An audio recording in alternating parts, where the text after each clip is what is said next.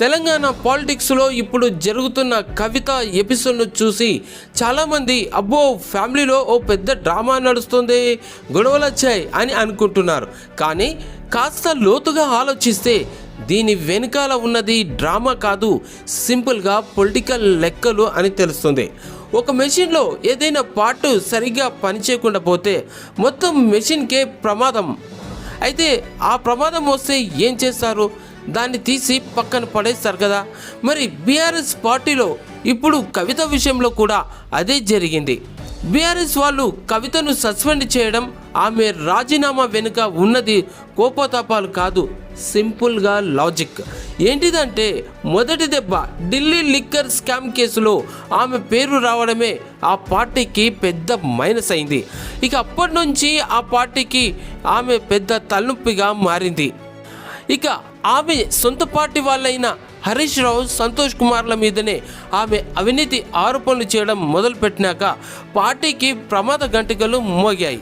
అంటే ఆ పార్టీ రహస్యాలను, లోపాలను తానేం బయటపెడుతోంది. ఇక సొంత పార్టీని డ్యామేజ్ చేసే మనిషిని ఇంకా లోపల ఉంచుకోవడం కరెక్ట్ కాదని భావించిన బీఆర్ఎస్ లీడర్షిప్ ఒక షాక్ ఇచ్చేసింది.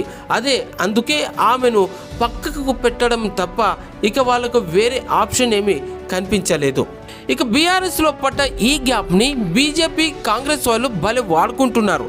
వాళ్ళు చేస్తున్న కామెంట్లు కూడా వాళ్ళ స్ట్రాటజీలోని ఒక భాగమే. ఏంటంటే ఇదంతా ఒక నాటకం అని చెప్పడం ద్వారా బీఆర్ఎస్ ఫ్యామిలీలో విలువలు లేవని, అధికారం కోసం కొట్టుకుంటున్నారని ప్రజలకు చెప్పడానికి చాలా ప్రయత్నిస్తున్నారు.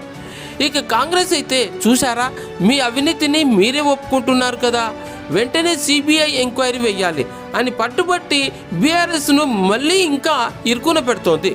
కవిత మాటల్ని వాళ్ళు ఆయుధంగా కూడా వాడుకుంటున్నారు కాంగ్రెస్ వాళ్ళు. మరి బీజేపీ కవితను పార్టీలోకి తీసుకునేది అస్సలు లేదని బీజేపీ చెప్పడం కూడా వాళ్ళ ప్లానే.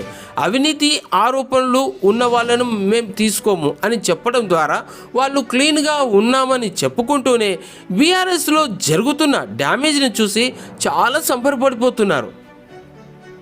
మరి బీఆర్ఎస్లో దాదాపుగా కవిత చాప్టర్ క్లోజ్ అయిపోయినట్టే.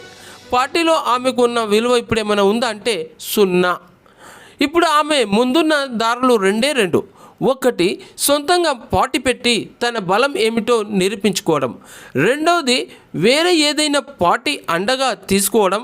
ఆమె నెక్స్ట్ స్టెప్ ఎలా ఉంటుందన్నది ఇప్పుడు ఆసక్తికరంగా మారింది. మొత్తానికి చూస్తే మనకు పైకి కనిపిస్తున్న ఈ రెండు గొడవల వెనుక ప్రతి పార్టీ తమకు ఏది లాభమని లెక్కలు వేసుకొని ఆడుతున్న ఓ పెద్ద పొలిటికల్ గేమ్ ఇది. ఇక్కడ ఎమోషన్స్ కన్నా ఎత్తుగడలే ముఖ్యం. చూద్దాం మరి ఈ ఆటలో ఎవరు గెలుస్తారో.